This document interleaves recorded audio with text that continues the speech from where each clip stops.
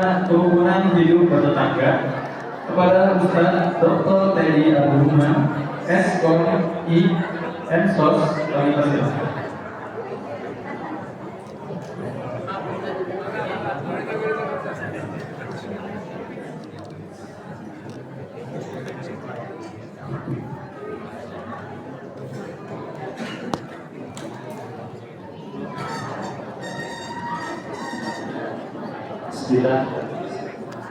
Assalamualaikum warahmatullahi wabarakatuh.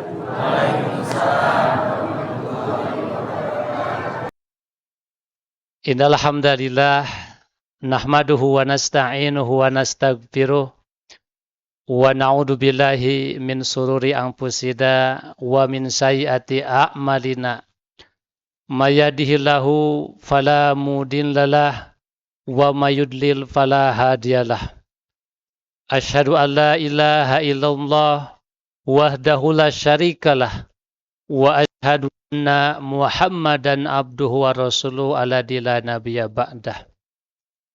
Allahumma inna nas'aluka ilman nafi'an wa rizqan thayyiban wa amalan mutaqabbalan. Rabbi zidna ilman warzuqna fahman. Allahumma faqihna fid din wa alimna ta'wil wa na'udzubika min ilmin la yanfa wa qalbin la yakhsha wa qaulin la yusma wa du'ain la yurfa birahmatika ya arhamar rahimin.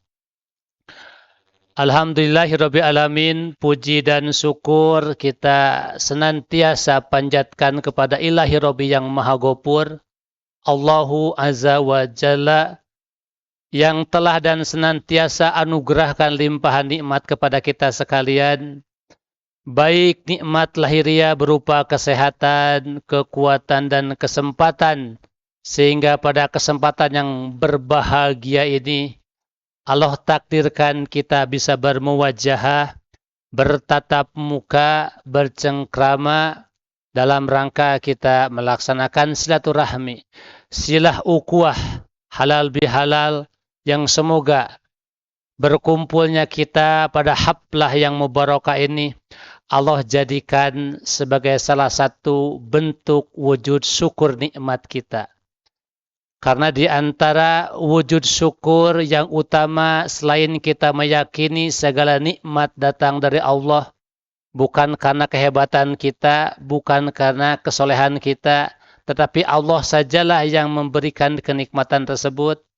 Kita juga mengucapkan pujian dengan kalimat hamdalah alhamdulillahirabbil alamin.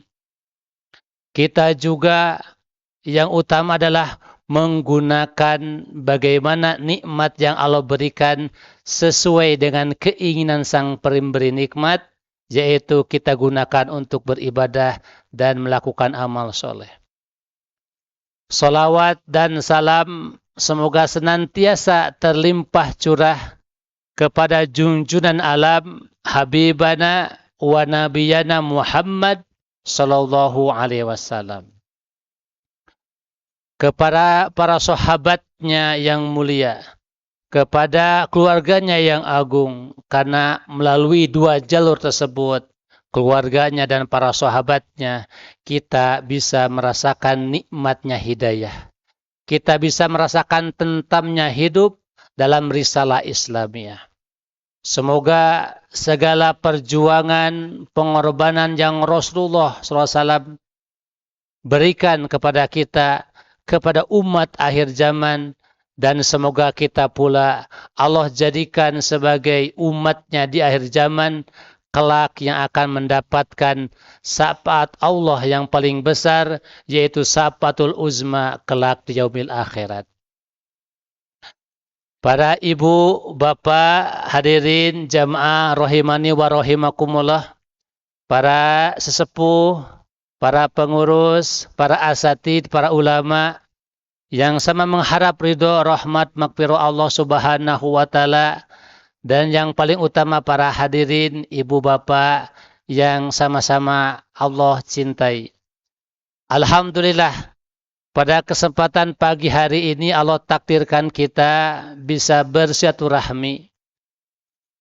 ada sebuah tema yang disampaikan oleh panitia yang luar biasa, temanya sangat bagus sekali terkait dengan bagaimana kerukunan hidup dalam bertetangga ya Pak ya, luar biasa.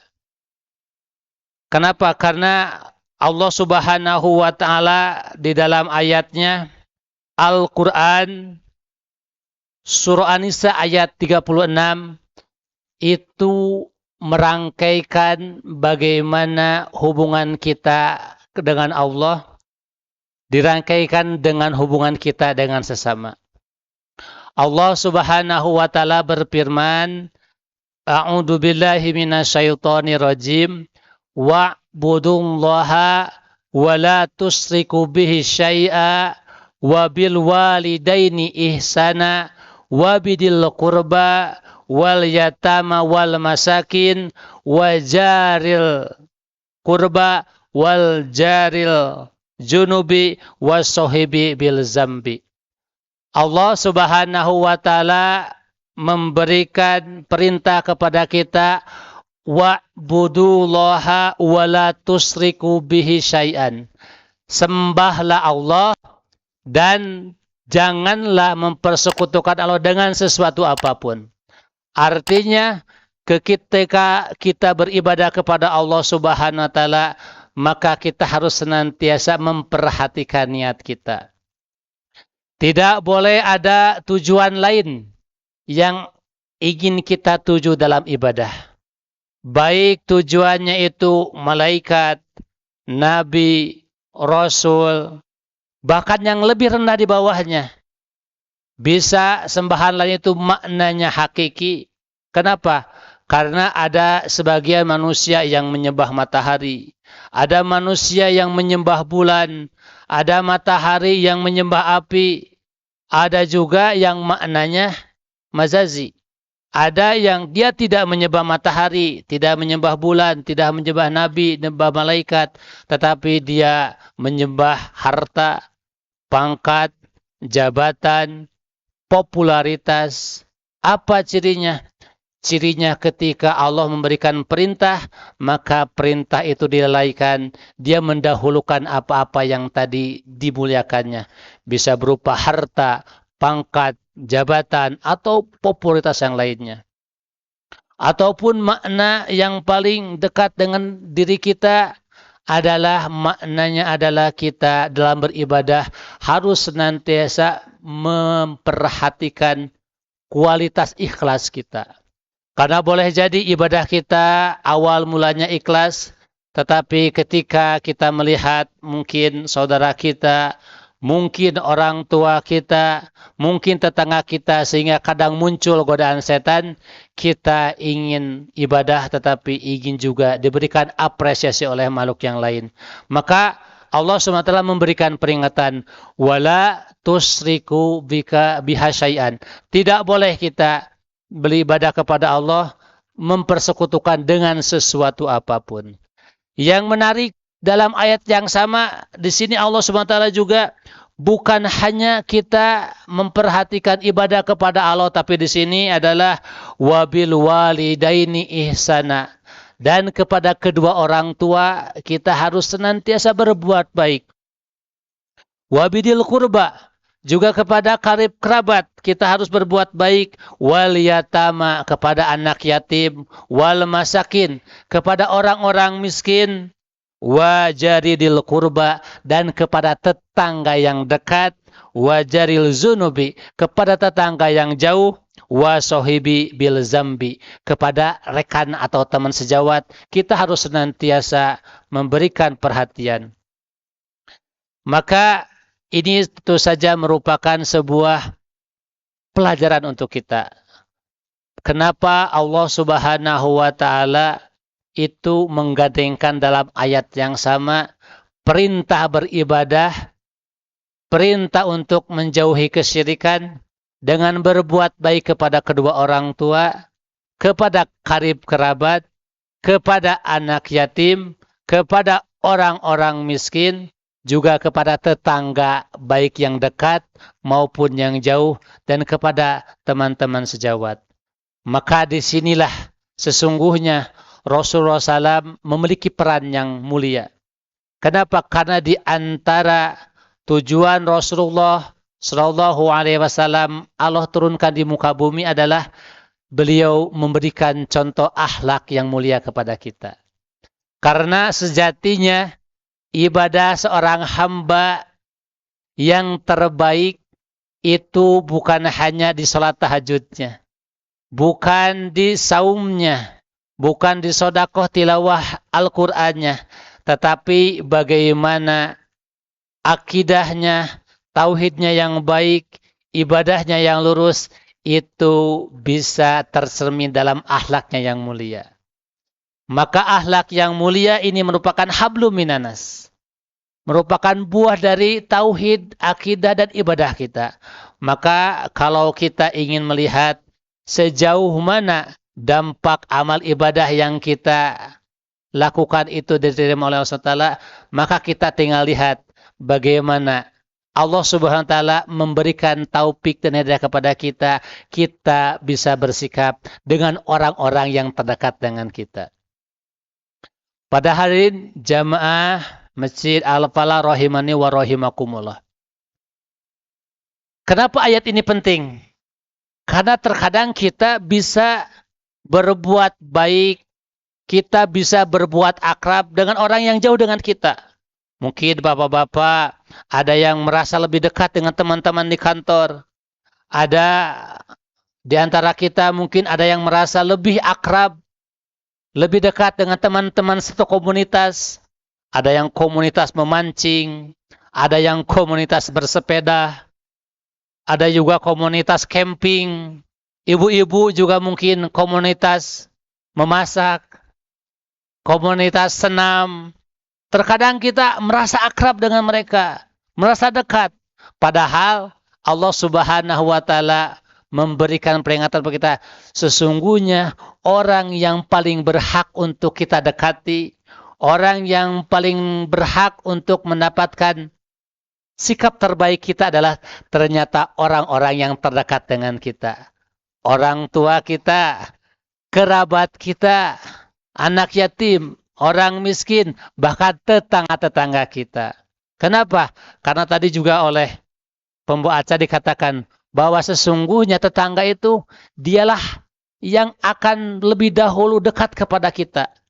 Walaupun mungkin di sini ada ibu atau bapak yang punya saudara pejabat, yang punya saudara orang kaya, yang punya saudara kandung orang-orang yang berpengaruh, tetapi tetap ketika kita berinteraksi dalam kehidupan sehari-hari, maka tetanggalah yang akan lebih dahulu berinteraksi dengan kita, baik suka maupun duka. Maka sesungguhnya tema inilah tema yang sangat berat. Kalau kita lihat dari berbagai macam referensi bacaan, luar biasa ya. Bahkan Rasulullah SAW itu ketika pertama kali hijrah dari Mekah ke Madinah, setelah membangun masjid, apa yang Rasulullah SAW lakukan? Apa Bu? Mempersaudarakan kaum Ansor dengan Muhajirin. Disebut dengan muakhad, mempersaudarakan. Kenapa? Karena saking utamanya bagaimana hubungan yang rukun antara hidup bermasyarakat itu akan menentukan kualitas hidup dan penghidupan. Maka kita bisa melihat luar biasa, hadisnya banyak sekali ya, terkait dengan bagaimana Rasulullah SAW memperhatikan bagaimana hak-hak dalam bertetangga. Kalau mau kita urut, mau kita runtuhkan, akan sangat banyak sekali. Tetapi saya masih ingat, saya dibekali oleh guru di pesantren, alhamdulillah guru saya Kiai Haji Abdullah Gimnastiar, yang sering dipanggil Agim. Beliau senantiasa memberikan nasihat. Kalaulah kita diberikan amanah, diberikan takdir untuk bisa menyampaikan ilmu dan nasihat, pastikan cari ilmu nasihat yang sudah kita amalkan terlebih dahulu. Makanya saya juga agak berat ini Pak. Aduh ini luar biasa. Karena saya tinggalnya di lingkungan pesantren Pak ya. tetangganya hanya santri, hanya musyrif, jadi agak berat ini menyampaikan materi kepada ibu bapak. Tetapi saya menemukan sebuah hadis. Menemukan sebuah hadis yang semoga hadis ini bisa mewakili tema yang kita bahas pada kesempatan kali ini. Karena saya mohon maaf Pak, tinggalnya di pesantren. Tetangganya cuman santri, ustadz, enggak seberat perjuangan ibu dan bapak. Kenapa? Karena kalau di pesantren lebih terkondisikan. Lebih mudah untuk melaksanakan kewajiban. Mudah untuk menghindari godaan walaupun sama perjuangannya pada level yang berbeda-beda. Ada sebuah hadis yang sangat menarik, Bu. Mungkin di sini juga para bapak, para jamaah sering membaca kitab Bulughul Maram. Kitab Bulughul Maram aslinya itu kitab fikih. Diawali dengan bab toharoh, bersuci, diakhiri dengan bab jihad. Yang menarik di ujung pembahasan kitab Bulughul Maram ada terselip satu kitab yaitu namanya Kitabul Jami. Kitabul Jami ini dia bukan kitab fikih. Dia bab adab, bab akhlak, anjuran untuk berakhlak mulia, anjuran untuk meninggalkan perbuatan-perbuatan yang buruk, zikir dan doa. Kitab ini dikarang oleh Imam Ibnu Hajar Al-Asqalani. Kalau diterjemahkan Ibnu Hajar, artinya itu anak batu. Nah, dulu ini pernah ada, sering saya di pesantren, sering mendengar Ibnu Hajar ini dulu, walau alam nanti teman-teman bisa dicek lagi kebenaran ceritanya. Salah satu ceritanya kenapa diberikan nama Ibnu Hajar, konon dahulu ketika beliau belajar di Ma'had itu merasa sulit untuk menangkap pelajaran. Sehingga hampir merasa putus asa. Sampai merasa jenuh akhirnya ingin kabur. Ingin keluar dari tempat belajarnya. Ditakdirkan di tengah pelariannya kabur dari pesantrennya itu, dia masuk ke dalam gua. Karena adanya hujan. Ketika dia berteduh di gua ketika hujan, itu Allah Subhanahu wa taala ilhamkan dia melihat air yang menetes ke atas batu. Air menetes ke atas batu dan dia nampak subhanallah. Ternyata air itu menetes tetapi itu senantiasa istiqomah, konsisten. Ternyata batu yang keras itu sampai berbekas. Sampai, kalau kata orang Sunda apa Bu? Ngalegok cikaracak, ninggang batu lila-lila, jadi dekok. Cekap sakit Bu, kalau itu nama tekengingnya itu.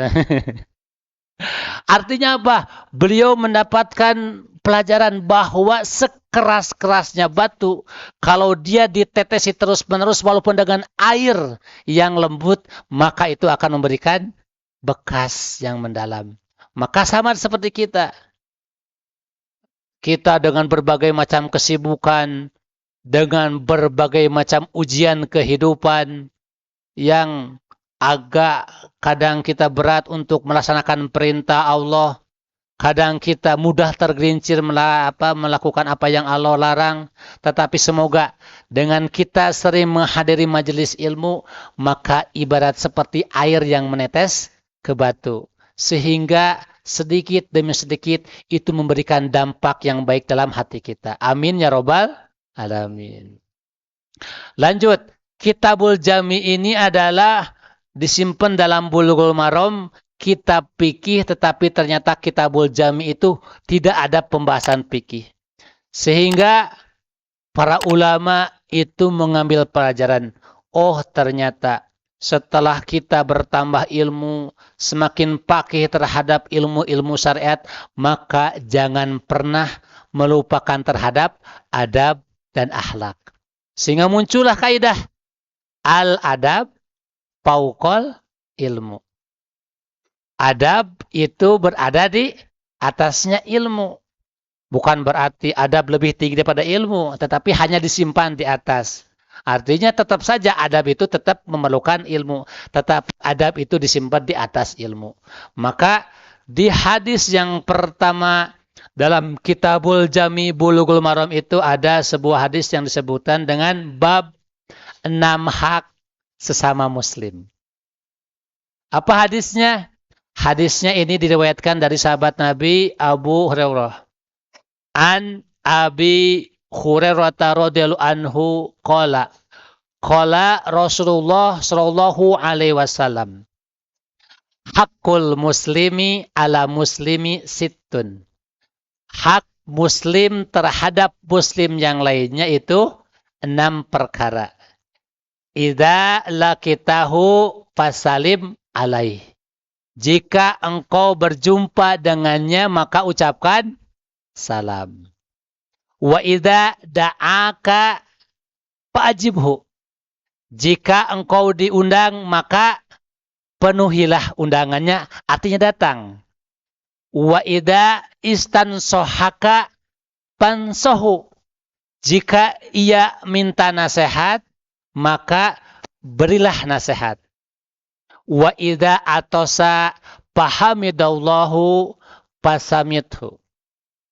Jika dia bersin dan memuji Allah, maka doakanlah dengan doa ya rahamukallah. Wa idza marido, kalau dia sakit, fa'udhu, maka jenguklah. Wa idza mata fatabihu, dan ketika dia mati, maka iringilah jenazahnya. Hadis riwayat Imam Muslim. Maka saya melihat semoga dalam hadis ini ada kaitannya dengan tema yang diminta oleh panitia. Walaupun dalam bertetangga tidak semuanya Muslim, Bu ya. Karena kita ukhuwah itu ada tingkatannya. Ukhuwah yang paling tinggi itu adalah ukhuwah Islamiyah. Persaudaraan karena iman Islam kita. Di bawahnya apa lagi, Pak? Ukhuwah watoniyah. Nah, di sini ada dulu yang lagi musim itu, yang bapakku MU, ibu Newcastle itu ya. Itu lagunya itu kan watoniyah gitu kan ya. Tanah air, cinta tanah air. Ya. Sama tanah air itu akan merasakan persaudaraan. Yang ketiga adalah ukhuwah adamiyah. Sama-sama keturunan Nabi Adam alaihissalam. Maka insya Allah kalau kita menerapkan puncaknya ukhuwah Islamiyah, maka insya Allah yang lainnya akan lebih mudah. Tapi kalau kita membahasnya dengan yang paling bawah dulu, hakul adami dengan hakul watoni, itu biasanya yang lainnya tidak akan terangkum. Maka insya Allah dengan kita mencoba menguraikan hak Muslim terhadap Muslim yang lainnya 6 perkara ini, semoga kita bisa mendapatkan tambahan ilmu yang bermanfaat. Para hadirin jamaah rahimani wa rahimakumullah, kita coba membahas satu persatu terkait dengan hakul muslimi ala muslimi situn. 6 perkara yang merupakan kewajiban di antara sesama orang yang beriman. Walaupun kata para ulama 6 perkara ini bukan batasan. Bukan batasan. Tetapi hanyalah mengkhususkan jangan sampai yang 6 perkara ini tidak kita amalkan. Kenapa? Karena sungguhnya kalau kita kaji lagi, ternyata banyak sekali kewajiban-kewajiban yang lainnya. Terangkum dengan hadis, tidak termasuk orang yang beriman yang dia tidak mencintai saudaranya sebagaimana dia mencintai dirinya sendiri. Maka semoga yang 6 perkara ini bisa menjadikan motivasi, referensi, tambahan ilmu untuk kita bersemangat mengamalkannya. Yang pertama tadi dikatakan adalah hakul muslimi ala muslimi situn. Hak muslim dengan muslim yang lainnya itu 6 perkara. Yang pertama adalah idza laqitahu fasalim alaihi. Artinya ketika engkau berjumpa, maka ucapkanlah salam. Ini penting, Bu. Ini penting, Pak. Karena dalam hadis lain dikatakan, tidaklah akan terjadinya kiamat, kecuali orang yang beriman hanya memberikan salam kepada orang yang dikenalnya saja. Jadi kewajiban seorang muslim kepada muslim yang lain itu memberikan salam bukan hanya kepada orang yang dikenalnya saja, apalagi kepada orang yang dikenalnya, apalagi kepada tetangganya. Apalagi tetangganya itu saudaranya. Oh, itu luar biasa. Bertumpuk-tumpuk, berlipat-lipat kewajibannya. Maka adab salam ini sekilas seperti sepele, tetapi ini merupakan ruhnya ukhuwah Islamiyah. Maka tadi katakan ketika Nabi Shallallahu Alaihi Wasallam itu hijrah dari Mekah ke Madinah, maka kata yang pertama diucapkan adalah Ayuhanas ibyus salam wat imut to'am wasilu al-arham. Wahai manusia, sebarkanlah salam, berikanlah makanan, dan jalinlah tali silaturahmi. Maka insya Allah kita sebagai umat Islam bersyukur diperjumpakan dengan bulan Ramadan, diperjumpakan dengan bulan Syawal yang luar biasa. Salam dan silaturahmi ini Allah mudahkan kepada kita. Sehingga dengan semangat iman dan Islam kita rela ada yang mudik sampai beratus-ratus kilometer. Berjumpa dengan sanak keluarganya walaupun jauh. Kata orang Sunda mah, jauh di Jugjug, anggang di Teang. Sampai ada yang beribu-ribu kilometer, walaupun ketika di kampung halamannya orang tuanya sudah wafat, ibunya sudah meninggal, kali kerabat terdapat, tetapi ada rasa yang tidak bisa digantikan. Bagaimana rasa nikmatnya ukhuwah, persaudaraan yang tidak bisa digantikan dengan yang lain. Terkadang kan kita suka salah ya, Pak ya. Kalau mau kemana silaturahmi, terkadang kita menganggap silaturahmi itu kepada berkunjung kepada siapa saja. Padahal para ulama memberikan grade yang paling tinggi, kualitas suatu rahmi yang paling utama itu ternyata kepada orang yang punya hubungan mahram dengan kita. Dengan ibu, dengan bapak, dengan kakek, dengan nenek, dengan emang, dengan bibi. Itulah hadis yang disampaikan bahwa silaturahmi itu akan memanjangkan umur dan meluaskan rezeki. Maka insya Allah dengan kita memperbanyak silaturahmi, baik itu kepada keluarga yang inti maupun kepada yang lain, tetangga lainnya, semoga Allah tambahkan umur kita, Allah meluaskan rezeki kita, tambah berkah dan senantiasa mendapatkan ridho, rahmat, magfirah Allah Subhanahu wa taala. Terkait salam ini pula, di dalam hadis yang lain itu dikatakan haramun ala nar kullu hayyinin layinin qoribin sahlin. Bahwa termasuk kata Nabi orang-orang yang akan diharamkan dari siksa api neraka adalah orang yang mempunyai 4 ciri. Yang pertama hayyin, yang kedua layin, yang ketiga qoribin, yang keempat sahlin. Apa saja? Termasuk adalah sifat orang yang akan diharamkan terhadap api neraka adalah orang yang senantiasa dia mempunyai sifat hayyin, yaitu orang yang tenang. Pembawanya tenang dan menenangkan. Di antara seseorang itu bisa mendapatkan ketenangan dan menenangkan adalah dia orang yang senantiasa berwajah ramah. Kalau di pesantren kami itu terkenal dengan 5S. Sapa, salam, senyum, sopan, dan santun. Sapa, orang kalau tidak mempunyai ketenteram hati, memang menyapa itu mudah Pak, tetapi itu butuh latihan. Tidak semua orang itu terampil untuk bisa menyapa orang lain. Apalagi kalau yang kita disapa punya masalah dengan kita. Jangankan disapa Bu, dari kejauhan dia mau lewat akan berbentrokan di jalan, maka kita akan melipir mencari jalan yang lain. Nah, makanya ini penting. Kenapa? Karena ini merupakan salah satu hak sesama orang yang beriman yang harus senantiasa kita jaga.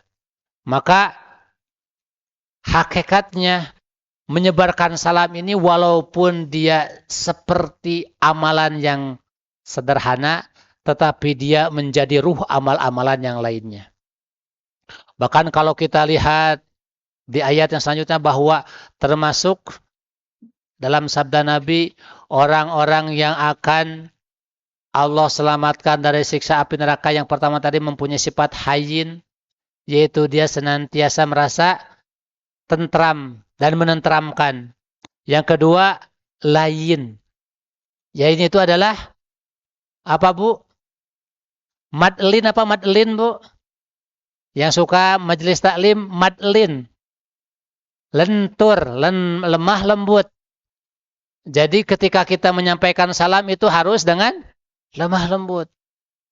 Lemah lembut. Kenapa? Karena orang yang kita berikan salam itu sama dengan kita menyampaikan doa dan malaikat juga menyampaikan doa kepada kita. Layin, qoribin, merasa dekat. Jadi kalau kita senantiasa menyebarkan salam, maka kita itu akan senantiasa menjadi pribadi yang dirindukan. Kan ada orang ya, ada orang yang dia seperti hukum fikih, ada orang yang dia dihukumi orang wajib. Kalau nggak ada dicari. Kemana ibu ini? Kemana bapak ini? Dicari dia mah. Kalau tidak ada Yang kedua ada orang yang dihukumi sunnah. Kalau tidak ada, kurang. Ada yang kurang. Yang ketiga ada yang mubah. Ada dan tiadanya, biasa weh mah. Pada ayat si bapak itu biasa weh tengaruh. Ada yang ketiga makruh. Kalau adanya kadang-kadang kurang nyaman, suka celak-celetuk, banyak kritik, banyak protes. Ay bagian barang gawe hese. Atau yang terakhir, naudzubillahi min dzalik, orang yang dihukumi haram. Orang yang haram kalau adanya itu justru orang menjadi tidak nyaman. Justru lebih banyak diharapkan tidak adanya. Pokoknya kalau ada orang ini mah leungit wes nal teh di masjid teh. Pokoknya mah kalau aya anu ieu mah eta tangkal mangga teh leungit wae. Tangkal gedang teh uhan wae. Jadi dia mah kalau adanya teh membuat orang lain tidak nyaman, tidak aman. Tapi kalau tidak ada orang menjadi bahagia. Maka itulah hati-hati tidak termasuk orang yang qoribin, orang-orang yang dirindukan surga. Maka kita bisa melihat mulai dengan kita belajar menyebarkan salam, maka semoga Allah anugerahkan kepada kita 4 sifat ahli surga. Apa saja sifatnya, Bu? Hayyin, layin, qoribin, sahlin. Apa sahlin ya, Bu? Sahlin itu ada orangnya mudah, sahal. Baik memudahkan dirinya, juga memudahkan orang lain. Kan ada, Bu, orang yang ribet begitunya. Ada tukang sayur. Henteu sempurna lamun teu nawar teh. Isa baraha mang? 8.000. Aduh 8.800-nya ini. Padahal cuma nawar 100 rupiah. Dia orangnya ribet. Tidak mau memudahkan urusan orang lain. Maka hati-hati. Kenapa? Karena sifat kita memudahkan urusan orang lain, maka Allah pun akan memudahkan urusan kita. Ini juga banyak sekarang. Kalau zaman-zaman sekarang itu termasuk juga orang-orang yang dia dianugerahkan sifat sahal oleh Allah SWT, dia akan senantiasa mudah meringankan beban tetangganya. Wah, ini luar biasa kalau kita bahas sampai tuntas, mungkin sampai zuhur. Tetapi sekilas saja dalam bab kewajiban yang pertama, salam ini saja kita luar biasa. Banyak sekali pelajaran yang bisa kita ambil. Termasuk juga di antara adab salam, itu dalam hadis dikatakan, salam itu yang mengucapkannya sunnah, tetapi yang menjawabnya wajib. Tetapi juga wajibnya para ulama itu merinci lagi. Ada yang wajibnya fardu ain, ada yang juga fardu kifayah.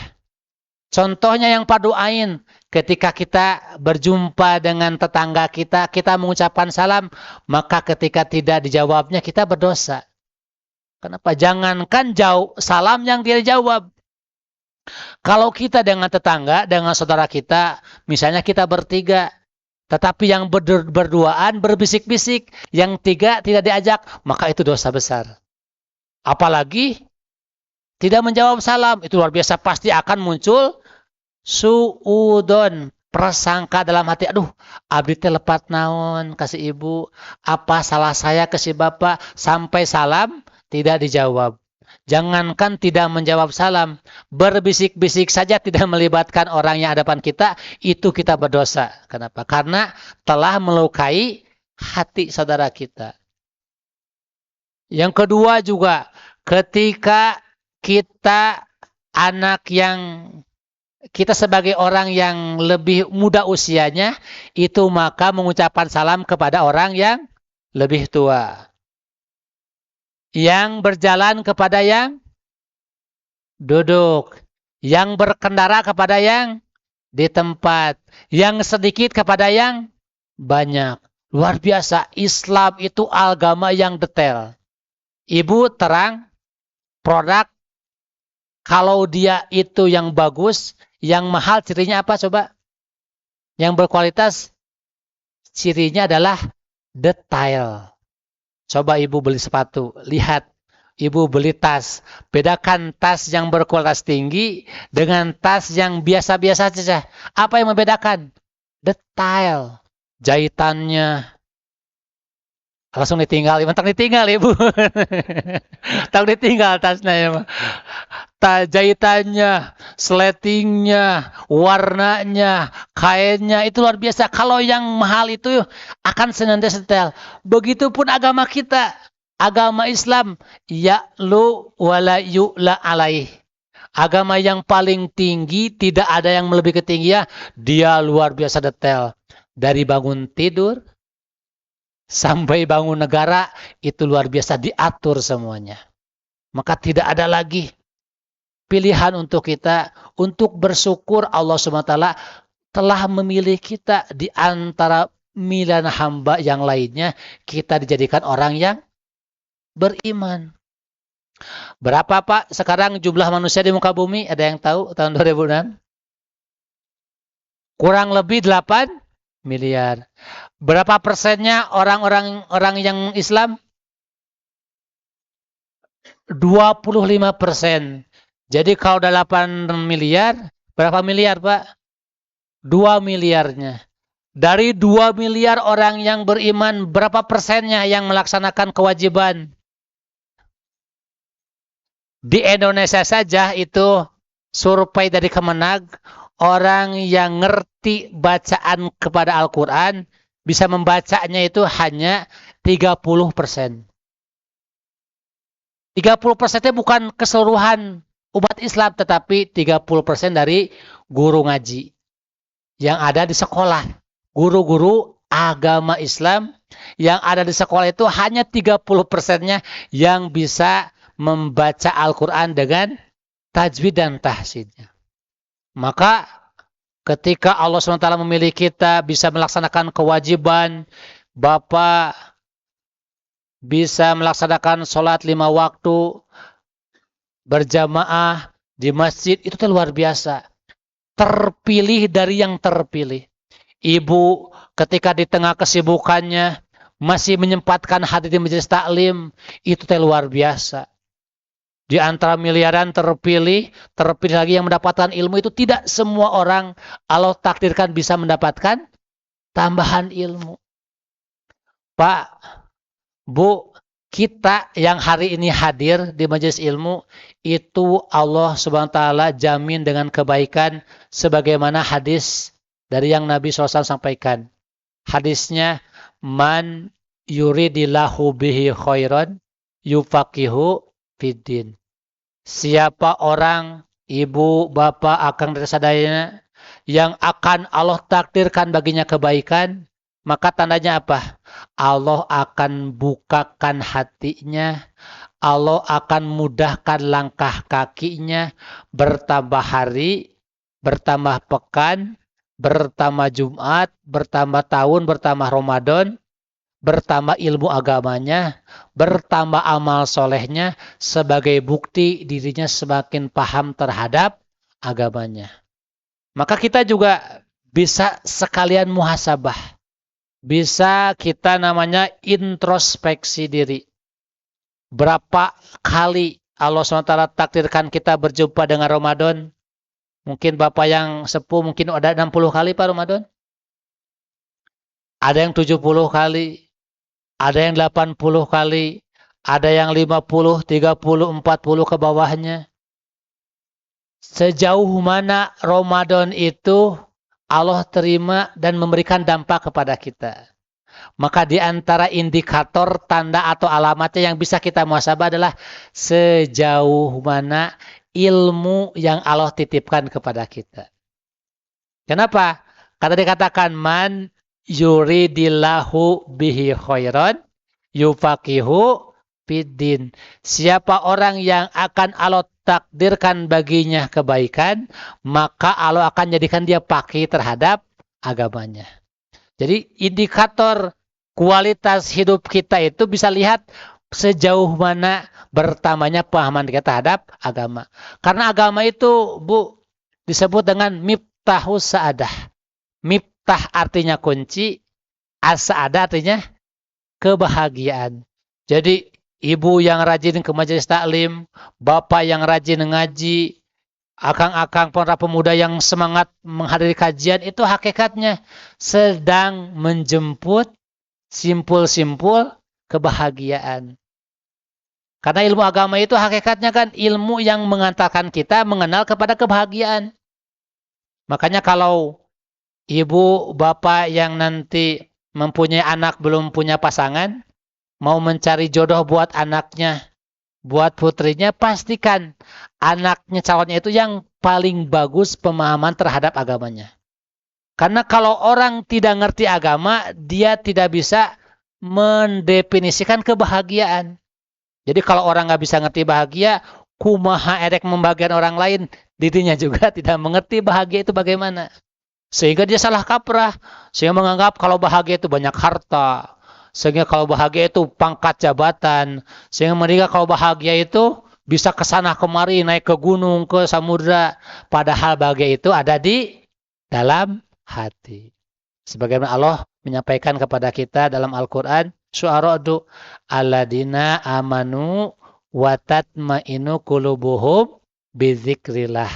Ala bizikrillahi tatmainul qulub. Sesungguhnya hati orang yang beriman itu dia akan senantiasa merasa tentram ketika dia zikir, ingat kepada Allah. Ala bizikrillahi tatmainul qulub. Camkan, sesungguhnya hati manusia itu hanya akan merasa tentram ketika ingat kepada Allah. Pertanyaannya, Pak, kapan kita ingat kepada Allah? Kapan? Ya, setiap saat memang harusnya, tetapi pada faktanya seharusnya ketika kita beribadah kepada Allah Subhanahu wa taala. Seharusnya demikian. Cuman masalahnya terkadang justru kebalikannya. Justru ketika kita sholat, ketika ibadah, lebih banyak ingat Allahnya pada ingat selain Allahnya. Tiba-tiba ingat jemuran belum diambil. Tiba-tiba lupa kunci di parkiran motor belum diambil. Bahkan barang yang hilang itu bisa ketemu kalau lagi sholat. Aduh, kunci teh luhur palang dada. Aduh, sendal teh lupa di dia gitu. Kenapa? Itulah taswis, godaan setan. Padahal sesungguhnya ketika ibadah itu harus lebih banyak ingat Allahnya daripada ingat selain Allahnya. Bukankah ketika kita takbir mengucapkan Allahu Akbar? Artinya Allah yang maha agung, yang paling besar. Selain Allah tidak ada lagi yang lebih besar, lebih agung lagi. Tapi terkadang ini merupakan ujian dan perjuangan kita. Maka insya Allah hal-hal seperti demikian itu bisa kita dapatkan saling mengingatkan ketika kita bersemangat hadir di majelis ilmu. Kita lanjutkan. Yang kedua, terkait dengan hakul muslimi ala muslimi situn. 6 perkara kewajiban terhadap sesama muslim. Yang pertama tadi terkait dengan apabila kita bertemu, kita mengucapkan salam. Terakhir tambahannya, bagaimana kalau yang mengucapkan salam kepada kita orang yang non-muslim? Yang tidak boleh itu kita mengucapkan salam lebih dahulu. Tetapi kalau mereka mengucapkan salam terlebih dahulu, maka kita membalasnya sesuai dengan apa yang diucapkannya. Dahulu juga orang Yahudi ada yang memberikan salam kepada Nabi, Assalamualaikum. Maka dijawab dengan Waalaikum. Atau mau kita lebih dari Waalaikumsalam. Masih boleh. Kenapa? Karena dia masih hidup. Masih ada kemungkinan dia dapat hidayah. Bisa saja dia menjadikan orang di akhir hayatnya dia menjadi orang yang beriman. Masih boleh.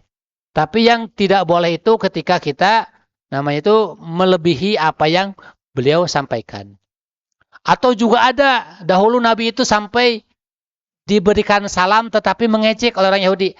Assalamualaikum. Sekilas seperti Assalamualaikum ya, pada Assalamualaikum. Kalau Assalamualaikum artinya keselamatan untukmu. Tetapi kalau Assalamualaikum artinya semoga engkau celaka. Maka kata Nabi balasannya Waalaikum.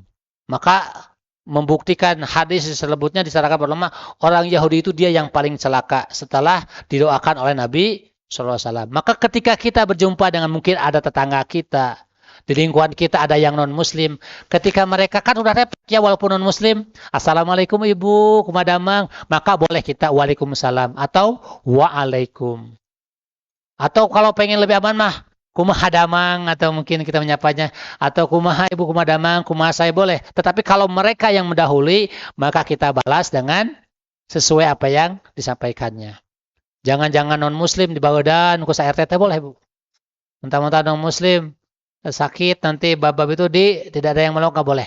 Walaupun non-muslim mereka berhak, kalau tetangga kita berhak mendapatkan perlakuan terbaik dari kita. Kenapa? Karena boleh jadi sikap terbaik kita, akhlak dan adab kita yang mulia itu menjadikan seseorang terbuka hidayah dalam hatinya.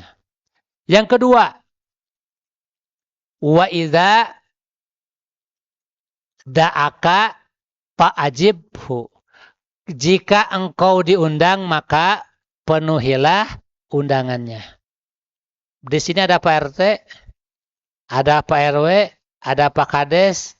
Kumaha Pak sesah teh upami ngundang warga. Undangan kerja bakti kumaha Pak? Ujangan gotong royong. Undangan ngaronda kumaha Pak? Padahal itu adalah hak sesama orang yang beriman, apalagi orang berimannya tetangga, 2 kali lipat kewajibannya. Terkadang sepele ya Paknya, ada yang mengundang. Walaupun di sini kita berbeda pendapat, mungkin ada yang ketika kenduri ya, ketika ketika berduka, ada yang meninggal, saudara, mungkin orang tua tetangga kita, mungkin sebagian kita ada yang tahlilan, ada yang tidak tahlilan. Itu mah mangga. Punya dalil masing-masing, tetapi kewajibannya ketika mengundang, maka kita tidak akan gugur. Kalaulah kita misalnya punya pendapat, dabdi mah tara tahlilan, ketika diundang, ya bisa datang sebelum tahlilannya, atau bisa datang setelah tahlilannya, tetapi undangan itu tetap wajib dihadapi.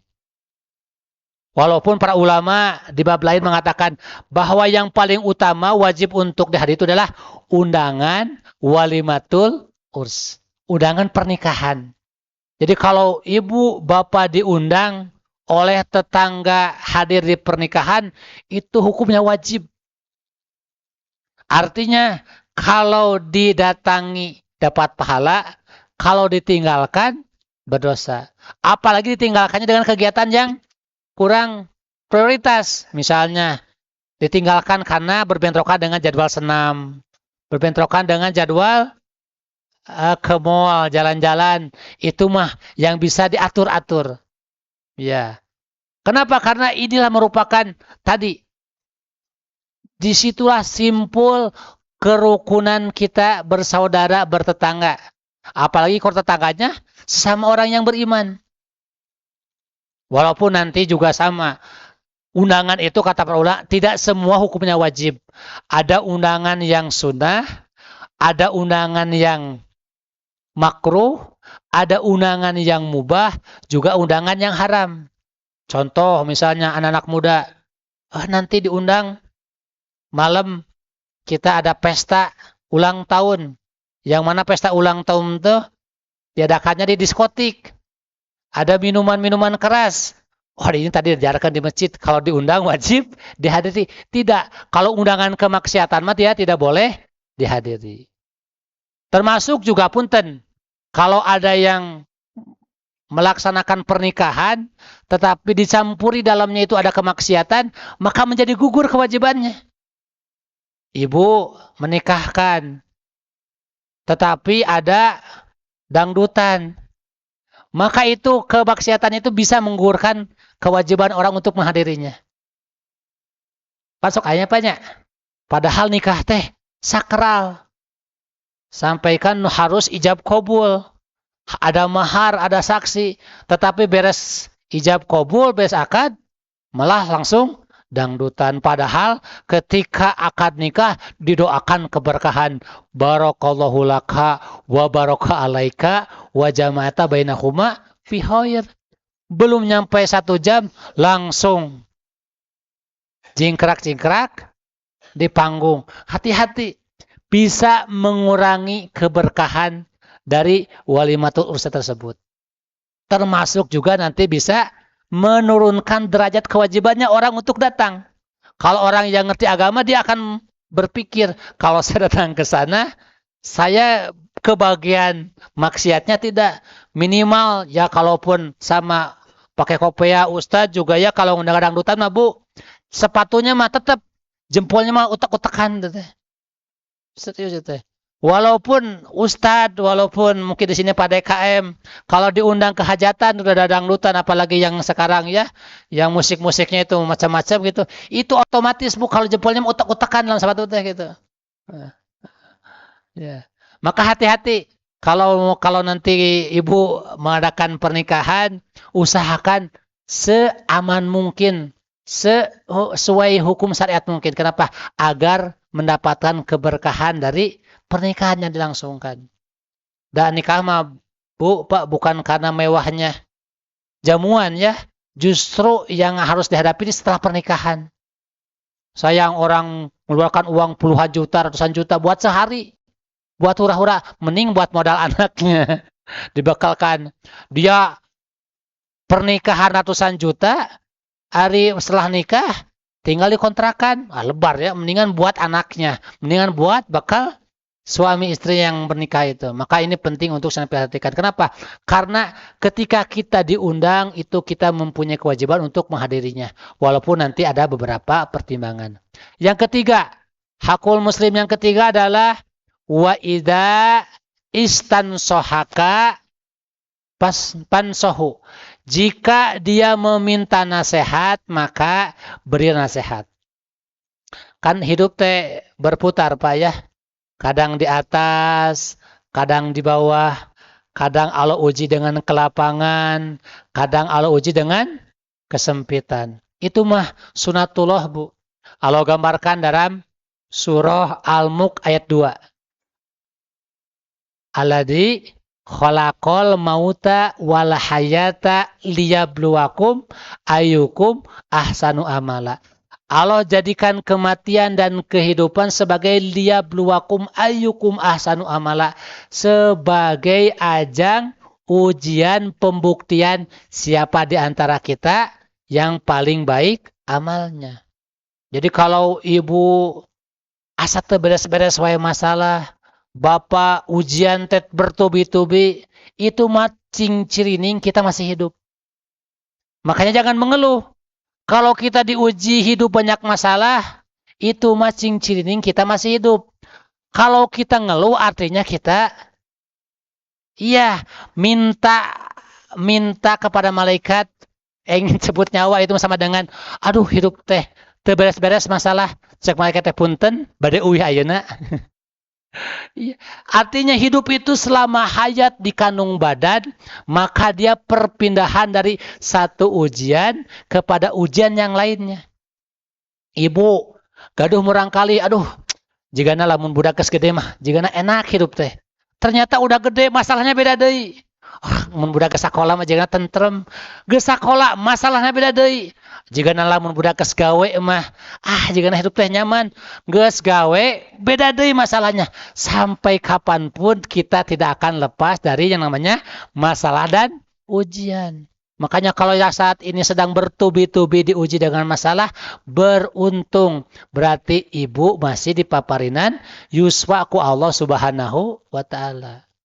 Hade, kayak ngeluh. Kalau ngeluh itu sama dengan bilang kepada malaikat maut, punten bade uih ayeuna gitu. Kita bersyukur. Kenapa? Karena ujian itu akan senantiasa menghapiri kita. Bahkan dalam ayat lain itu kan ujian itu 5 perkara ya. Walanabluwakum bisyai'im minal khauf wal ju' minal samarat wal angsawa sabirin. Dalam soal Baqarah dikatakan bahwa orang-orang beriman itu akan senantiasa diuji dengan 5 perkara ini. Tetapi intinya ini boleh jadi menimpa kita, boleh jadi diperkirakan menimpa kerabat tetangga kita. Jadi ketika ada di antara kerabat kita, tetangga kita yang sedang Allah uji dengan masalah, uji dengan musibah, dan mereka minta nasihat kepada kita, maka berilah. Para ulama juga memberikan hukum. Hukum orang meminta, hukum memberikan nasihat kepada orang yang tidak meminta nasihat itu sunnah. Tetapi kalau orang minta nasihat kepada kita, kita tidak bernasihat, maka dia menggugurkan atau tidak melaksanakan kewajiban. Jadi sama, memberikan nasihat kepada saudara kita yang menasihat itu hukumnya wajib. Seperti wajib kita menjawab salam. Mungkin tadi ada orang tetangga kita yang minta nasihat kepada kita, mungkin dia punya anak gadis, ada yang datang ke rumah untuk melamarnya, minta nasihat kepada kita, kebetulan kita kenal dengan calonnya, kenal dengan keluarganya, maka kita berikan. Oh, pendapat kita dengan kesehariannya, dengan sikap-sikapnya, lihat keluarganya, maka kita berikan. Atau mungkin ada di antara tetangga kita yang minta nasihat tentang kesehatan. Abdi mah cenah karaos we asam urat. Karaos we kolesterol Bu ya. Maka kalau kita punya pengalaman yang sama, mungkin ibu pernah meminum obat atau mungkin ibu pernah berobat di tempat mana yang sekiranya mujarab, maka berikan. Kenapa? Karena memberikan nasihat kepada seorang yang beriman ketika dia minta nasihat, maka itu wajib untuk kita berikan nasihat. Dan ini pula yang akan menjadikan seseorang itu dia selamat dari kerugian adalah ketika dia senantiasa menjaga semangat saling menasihati. Apa dalilnya Pak? Surah wal asri. Wal asri. Demi masa. Innal insana lafi husrin. Sesungguhnya manusia sadaya bakal cilaka. Yang beriman, tidak beriman, yang kaya, yang miskin, rakyat, pejabat, semuanya itu masih terancam celaka. Ilal ladina, kecuali 4 orang yang mempunyai sifat. Pertama, amanu wa amilus solihat wa tawasaw bil haq wa tawasaw bis sabr. 2 yang pertama hablum minallah. Amanu wa amilu solihat. Itu mah dimensinya hubungan manusia dengan Allah Subhanahu wa taala. Tapi 2 yang perkara selanjutnya adalah hablu minanas wa tawasaw bil haq wa tawasaw bis sabr. Saling memberikan nasihat dalam kebenaran atau pada kebenaran dan saling menasihati dalam kesabaran. Maka insya Allah kalau kita senantiasa bertetangga, saling menasehati, menerima nasihat, itu maka insya Allah kita akan termasuk tetangga yang baldatun wa thayyibun ghafurur rahim, yang akan senantiasa Allah berkahi. Jangan kebalikannya. Kalau dinasehati itu tersinggung. Kalau diberikan kritik dan saran dia merasa dibenci, padahal bukankah kita setiap sholat meminta petunjuk kepada Allah? Ihdina siratal mustaqim. Ya Allah berilah petunjuk. Mungkin petunjuk datang dari tetangga. Mungkin petunjuk datangnya dari adalah teman kita, kerabat kita. Makanya ketika kita ada yang memberikan nasihat atau kita diberikan nasihat, maka sesungguhnya itulah Allah SWT sedang memberikan kebaikan kepada kita. Yang keberapa sekarang, Bu? Yang pertama salam, yang kedua undangan, yang ketiga nasihat, yang keempat apa? Wa idza atosa pahamidallaha pasamithu. Ketika saudara kita ada yang bersin dan dia memuji Allah, maka kita mengucapkan doa. Apa doanya, Bu? Yarhamukallah kalau buat bapak-bapak. Ya, kalau buat ibu-ibu, yarhamukillah. Kenapa? Karena domirnya untuk perempuan. Kapan doa itu disebutkan? Kalau ada yang bersin dan dia mengucap hamdalah. Sampai berapa kali kita boleh mengucapkan doa tersebut? Bersin, alhamdulillah, doakan yarhamukallah. Bersin lagi, doakan lagi, yarhamukallah. Bersin lagi, doakan lagi, yarhamukallah. Sampai berapa kali? Sampai 3 kali. Karena kata para ulama, kalau bersihnya lebih 3 kali, maka yang keempat itu dia sedang sakit. Maka doanya diganti. Yang asalnya yarhamukallah menjadi sapakallah, sapakilah, semoga lekas sembuh. Bahkan yang panjang, sapakallah sipaan ajilan, sipaan la yugodiru sakoman. Semoga lekas sembuh dan dianugerahkan kesehatan yang afiah, tidak ada lagi penyakit selainnya gitu. Atau ada orang yang bersin, tetapi dia tidak memuji Allah. Kan kalau yang bersin, dia membaca hamdalah, maka dia mendoakan yarhamukallah. Dia mendoakan yarhamukallah, maka dia mendoakan lagi yahdikumullah wa yuslihu balakum. Artinya, semoga Allah senantiasa membimbingmu dan memperbaiki segala urusanmu. Nah, kalau ada yang bersin tetapi tidak memuji Allah, maka hak doanya itu diambil sama kita. Langsung doakan yahdikumullah wa yuslihu balakum. Kenapa? Karena dia rugi ketika bersin tidak mengucap hamdalah, dia 2 rugi. Yang pertama, dia tidak mengucapkan pujian kepada Allah. Yang kedua, dia tidak mendapatkan doa dari saudaranya sesama orang yang beriman. Maka dia doakan juga semoga dapat hidayah. Doanya kan yahdikumullah wa yuslihu balakum.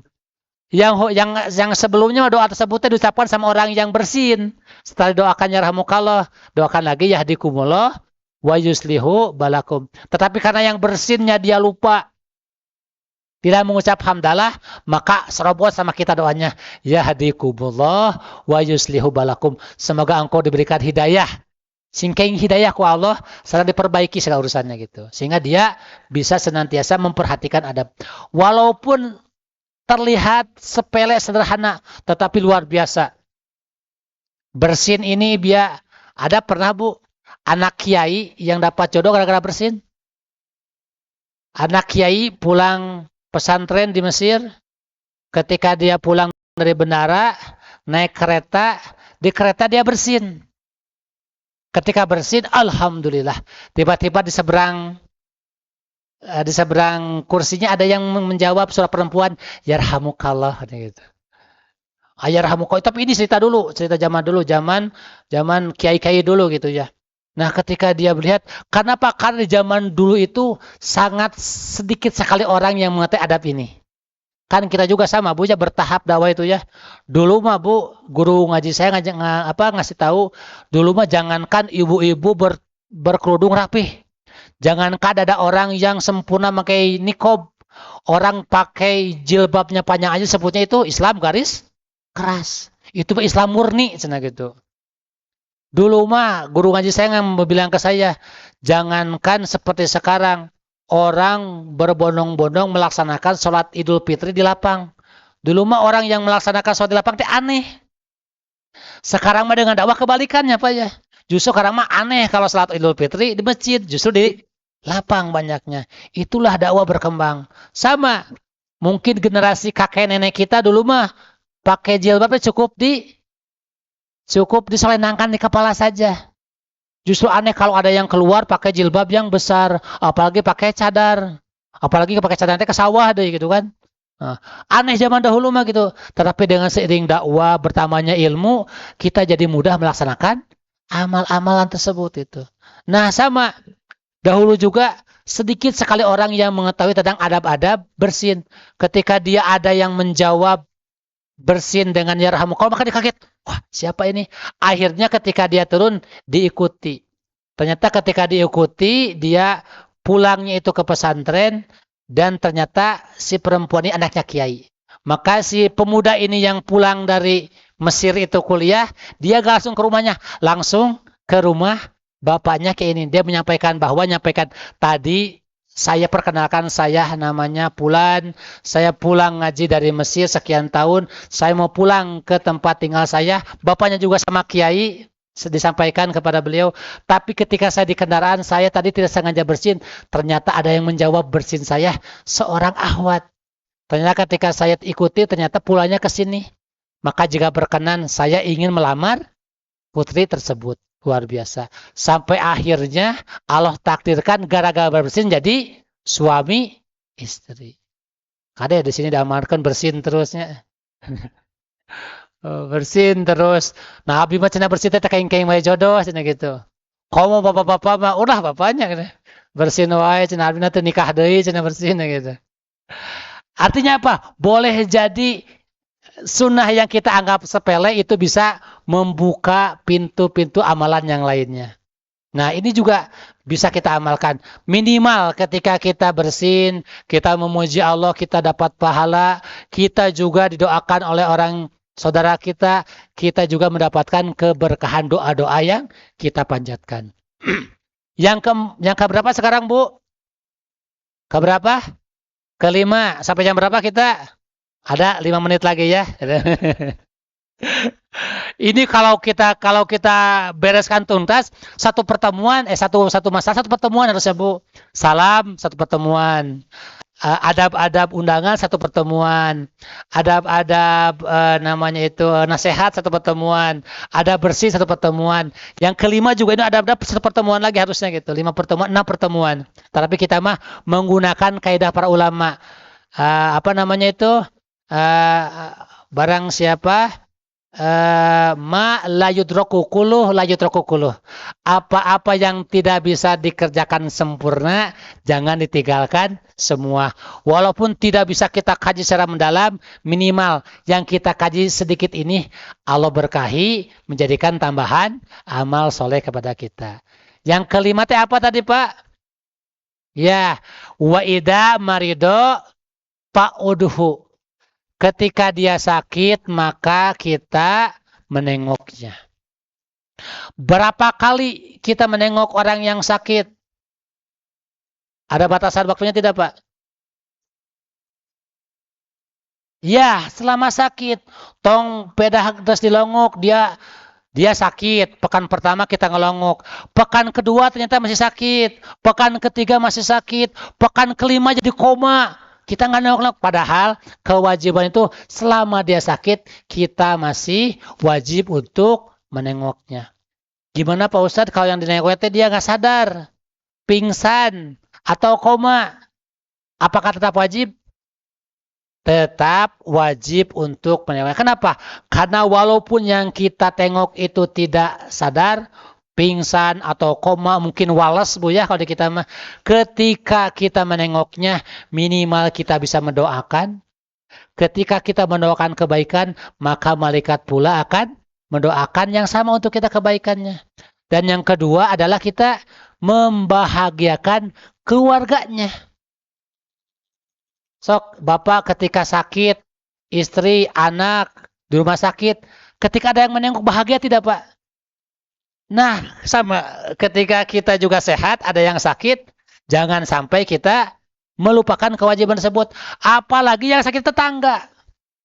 Apalagi yang sakitnya teman sebaris kalau melaksanakan sholat. Oh itu mah keterlaluan. Kalau ada teman sholat berjamaah sakit, gak sampai ditengok. Saya Pak, Bu, di masjid itu sampai punya gerakan, Pak. Gerakan dakwah saya itu dulu dengan para pemuda, gerakan nengok orang yang sakit, gerakan melayat orang yang meninggal. Para pemuda itu kerjaannya tuh, Bu. Pak, nggak bisa. Kenapa? Kalau mematan orang tua mah nggak bisa. Dianggap ilmu kita nggak cukup untuk memberikan nasihat kepada orang tua. Tetapi kami di masyarakat, para remaja masjid itu hanya dua gerakannya teh. Kalau ada yang sakit ditengok, kalau ada yang meninggal dilayat. Oh, tapi luar biasa ternyata menengok yang sakit, melayat yang meninggal itu luar biasa. Berdampak, Pak. Luar biasa membekas kepada orang itu. Jadi ketika ada yang sakit, kemana si Bapak yang biasa hadir ketika sholat subuh nggak ada? Oh sakit, maka harusnya ya kalau majelis taklim di masjid itu ada uang kas, maka uang kas tersebut itu bisa digunakan untuk menengok orang yang sakit. Jangan sampai di majelis taklim, kalau saya biasanya dengan para ustadz yang lain itu ada namanya itu suka ada holakoh para pengajar itu. Ketika holakoh itu biasanya ada kenceleng majelis itu ya. Nah kenceleng majelis itu termasuk akan digunakan kalau ada saudara kita yang sama-sama satu majelis sakit, ada yang meninggal, kita digunakan. Sama juga di masjid juga kalau ada nanti ada yang jamaahnya yang sakit, jamaahnya yang terdamang wales, jangan sampai keduluan sama orang yang lain.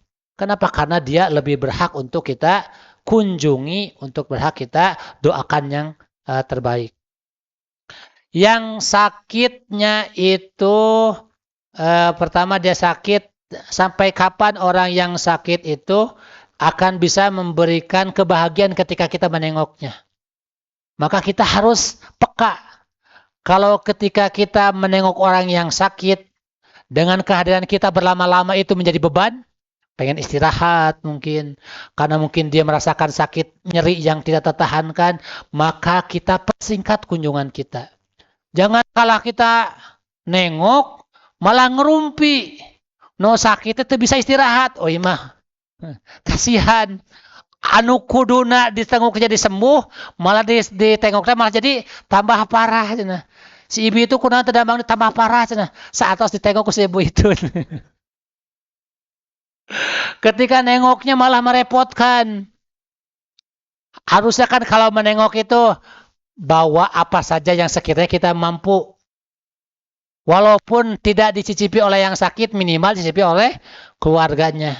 Jangan kebalikannya, kita malah menengok teh kalah justru nyobian tuangan aja di tempat orang yang sakit. Kenapa? Karena orang yang sakit kena musibah itu lebih wajib untuk kita tolong dan kita bahagiakan.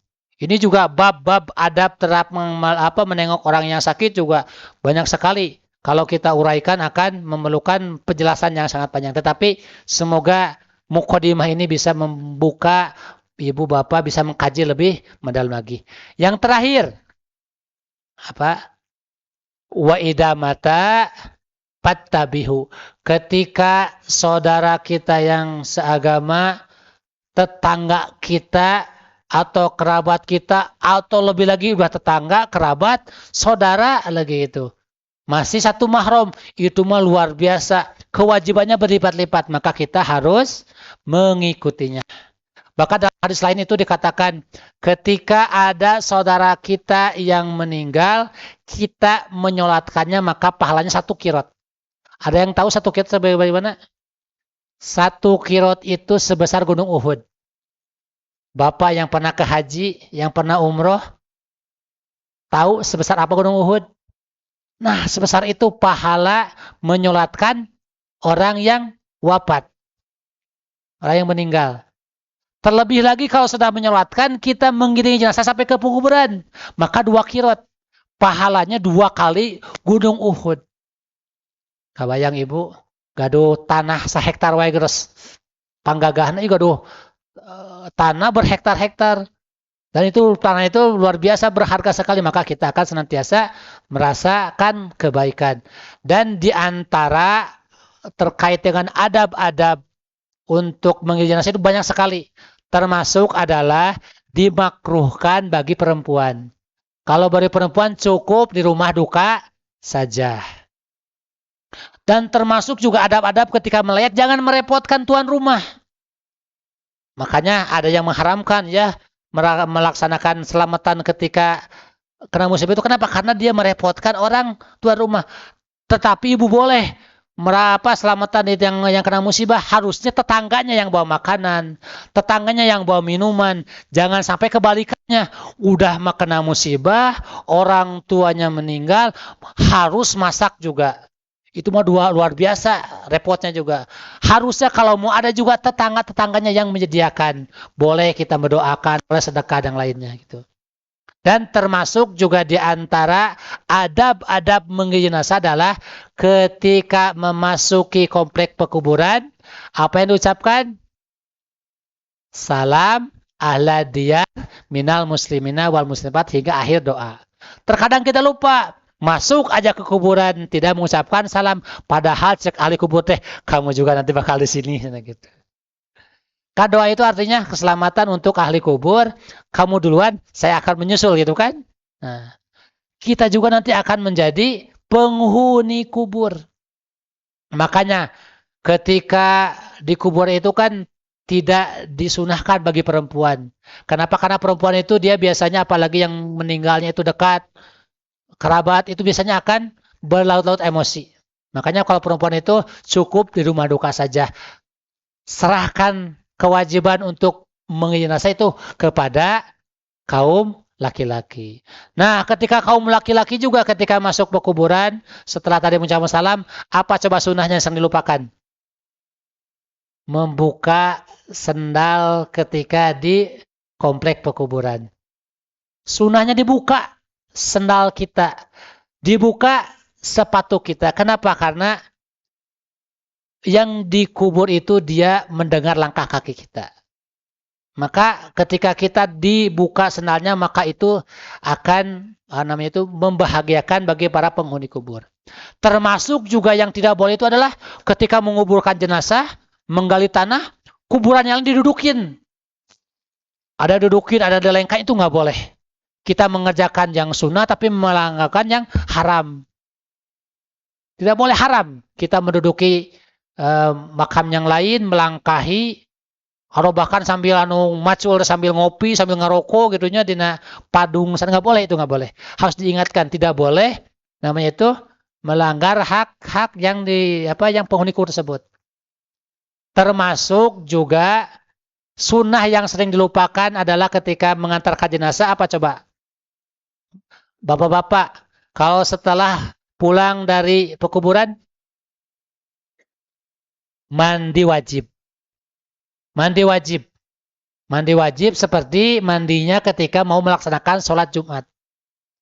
Itu kadang-kadang dilupakan. Itu merupakan sunnah di antara sunnah ketika kita mengiringi jenazah. Maka insya Allah di samping nanti kita akan semakin rukun dengan kerabat tetangga kita, maka kita juga akan berlimpah berkah dari Rasulullah. Kenapa? Karena kita senantiasa memperbanyak ibadah, memperbanyak amal soleh, ketaatan kepada Allah SWT. Makanya Bu, Pak Punten, kalau suatu kampung, suatu daerah, suatu masyarakat itu tidak rukun, tidak namanya itu akrab, tidak harmonis, itu teh cerminan ada yang salah dengan kehidupan beribadahnya. Karena para ulama mempunyai kaidah, man aslaha bainahu wa bainallah, aslahallahu ma bainahu wa bainanas. Siapa orang yang memperbaiki hubungan dirinya dengan Allah, maka Allah akan perbaiki hubungan dengan sesamanya. Makanya kalau kita banyak masalah dengan pasangan hidup, banyak masalah dengan anak kita, banyak masalah dengan keluarga kita, dengan tetangga kita, dengan masyarakat kita, itu teguran daripada Allah. Mungkin ada perintah Allah yang kita lalaikan, mungkin ada larangan Allah yang kita kerjakan, mungkin ada dosa-dosa yang senantiasa kita perbuat. Kenapa hakikatnya? Karena kalau orang dia banyak ibadah, banyak amal soleh, dia memperbaiki hubungan dengan Allah, maka Allah akan perbaiki hubungan dia dengan sesamanya. Termasuk bangsa kita banyak ribut wae, bangsa kita MBG deui akhirnya. MBG cenah, MPD eleh ku MBG cenah. SPG eleh ku SPP G gitu. Terus ada masalah terus. Yang salah mungkin bukan masalah presidennya, bukan masalah sistem, tapi ada yang salah di masyarakat kita. Mungkin banyak perintah Allah yang kita lalaikan. Mungkin banyak larangan Allah yang kita kerjakan sehingga sulit masyarakat kita rukun, makmur, sejahtera. Karena hakikatnya kalau kita semakin taat kepada Allah, maka kita akan semakin Allah jaga kehidupan kita. Dalilnya, dua ayat terakhir dalilnya. Man amila min zakarin au unsa wa huwa mu'min fala yuhanahu hayatan thayyibah. Siapa orang yang berbuat amal kebaikan dan dia beriman kepada Allah, maka Allah akan berikan hayatan thayyibah. Akan diberikan hidup dan penghidupan yang baik. Jadi kita beribadah, kita sering ngaji itu akan menjadi faktor wasilah Allah memberikan kemudahan hidup kita. Akan menjadikan pertolongan Allah kepada kita. Akan menjadikan pintu Allah memberikan kebahagiaan kepada kita. Kesuksesan, keselamatan. Kenapa? Karena wa may yattaqillaha yaj'al lahu mahraja. Karena orang yang beriman bukan orang yang tanpa masalah. Tetapi ketika dia banyak masalah, ujian, Allah berikan jalan keluar. Terakhir, kalau kita senantiasa namanya itu menjadikan Allah sebagai tujuan dalam segala aktivitas kita, maka semoga kita termasuk orang-orang yang Allah abadikan terangkum dalam Al-Quran surah Al-Baqarah ayat 201. Cung, di sini yang rajin yang rajin ngaji, rajin majelis taklim, hafal Al-Baqarah ayat 201. Bapak dapat bonus, door prize, umroh, amin. Amin. Doa yang sering kita pintakan, Robbana atina fid dunya hasanah wa fil akhirati hasanah wa qina adzabannar, diambil dari Al-Qur'an surah Al-Baqarah ayat 201. Wa minhum may yaqulu Rabbana atina fid dunya hasanah wa fil akhirati hasanah wa qina adzabannar. Yaitu mereka orang-orang yang senantiasa meminta kepada Allah, berdoa, meminta fid dunya hasanah, di dunia bahagia, selamat, sukses, di akhirat juga demikian, selamat, bahagia, dan selamat dari siksa api neraka, artinya dikumpulkan Allah di surganya, Jannatun Naim. Kata para ulama, sesungguhnya cita-cita tertinggi seorang yang beriman yaitu fidunya hasanah wa fil akhirati hasanah wa qina adzabannar. Semoga kita yang hadir pada kesempatan siang hari ini Allah jadikan senantiasa pribadi-pribadi yang senantiasa mudah mendapatkan hidayah taufik dari Allah Subhanahu wa taala, senantiasa istiqomah mengamalkan sedikit apapun ilmu yang kita miliki, dan Allah jadikan kita menjadi pribadi-pribadi yang istiqomah sehingga pada waktunya kita berpulang ke rahmatullah, kita berpulang dalam keadaan husnul khotimah. Terakhir kita berdoa, innallaha wa malaikatahu yusholluna 'alan nabi ya ayyuhalladzina amanu shollu 'alaihi wa sallimu taslima. Allahumma sholli 'ala Muhammad wa 'ala ali Muhammad kama sholaita wa barakta 'ala Ibrahim wa 'ala ali Ibrahim innaka Hamidum Majid. Allahumma gfir lana wali walidayna warhamhum kama rabbawna sigara. Rabbana hablana min azwajina wa dzurriyyatina qurrata a'yun waj'alna lil muttaqina imama. Rabbij'alni muqima sholati wa min dzurriyyati rabbana wa taqabbal du'a. Ya Allah, ya Rabbi, ya Karim, ampunkanlah segala dosa kesalahan kami, dosa-dosa yang kami lakukan terang-terangan, dosa-dosa yang kami lakukan sembunyi-sembunyi, dosa-dosa yang kami lakukan terus berulang. Ya Allah, ya Rabbi, ya Karim, ampunkanlah segala dosa kedurhaan kami kepada kedua orang tua kami, baik orang tua kami yang telah berpulang ke rahmat-Mu ya Allah, maupun kedua orang tua kami yang masih hidup di alam dunia ini. Ya Allahu ya Robbi ya Karim, jadikan sisa umurnya berkah ya Allah, senantiasa istiqomah dalam kebaikan dan Engkau wafatkan dalam keadaan husnul khotimah. Rabbana hablana min azwajina wa dzurriyyatina qurrata a'yun waj'alna lil muttaqina imama. Rabbij'alni muqimas sholati wa min dzurriyyati Rabbana wa taqabbal du'a. Ya Allahu ya Robbi ya Karim, jadikanlah keluarga kami, masyarakat yang senantiasa rukun, ada dalam kebahagiaan, ada dalam senantiasa indahnya agamamu, senantiasa bersemangat dalam melaksanakan kewajiban-kewajiban, bersemangat meninggalkan segala apa yang Engkau larang. Ya Allahu ya Robbi ya Karim, jadikanlah kami senantiasa menjadi tauladan dalam kebaikan. Allahumma aslih lana dinil ladzi huwa ismatu amruna. Ya Allah, perbaikilah urusan agama kami yang menjadi pangkal segala urusan kami. Wa aslih lana dunya yallati fiha ma'asuna. Perbaikilah dunia kami yang menjadi penghidupan kami. Wa aslih lana akhiratil lati fima ma'aduna, dan perbaikilah urusan akhirat kami yang menjadi tempat kembali kami. Waj'alil hayata ziyadatan lana fi kulli khair, dan jadikanlah sisa umur kami sisa umur yang menambah kebaikan. Waj'alil mauta rahatan lana min kulli syarr, dan jadikanlah nanti waktu kami wafat menjadi waktu tertutupnya pintu-pintu keburukan. Allahumma la taj'al musibatana fi dinina. Ya Allah, jangan Engkau jadikan musibah ada dalam agama kami. Wala taj'ali dunya akbara hamina, jangan Engkau jadikan dunia sebesar-besarnya pengharapan kami. Wala taj'ali dunya akbara hamina. Ilahana anta rabbuna wa anta khalaqtana wa anta razaqtana wa anta hadaitana lil Islam birahmatika ya arhamar rahimin. Rabbana taqabbal minna innaka antas samiul alim wa tub alaina innaka antat tawwabur rahim. Rabbana atina fid dunya hasanah wa fil akhirati hasanah wa qina adzabannar. Walhamdulillahi rabbil alamin. Semoga Allah SWT senantiasa memberkahi kita, mengabulkan segala doa-doa yang kita panjatkan, baik doa yang kita ikrarkan melalui lisan maupun doa-doa yang terlintas dalam hati kita. Sesungguhnya Allah alim bidati sudur, Maha mengetahui lintasan hati kita, Maha mengetahui mana yang terbaik untuk kita. Semoga kita senantiasa Allah mudahkan, Allah istiqomahkan. Itu saja mungkin yang dapat disampaikan. Wa in yaku sawaban paminallah. Yang benar, yang baik datang dari Allah Subhanahu wa taala semata. Wa in yaku khata'an pamini wa minas syaiton. Kesalahan, kekeliruan, lebih dan kurang datang dari pribadi. Semoga jamaah memberikan permakluman. Allah SWT memberikan ampunan dan tuntunan.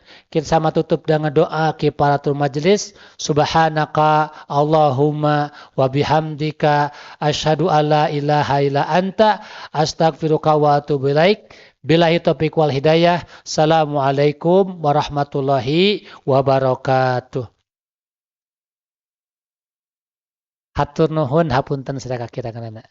Jazakumullah khairan nuhun Bapak Kades sadaya nuhun. Taqabbalahu minna wa minkum minal aidin wal faidin.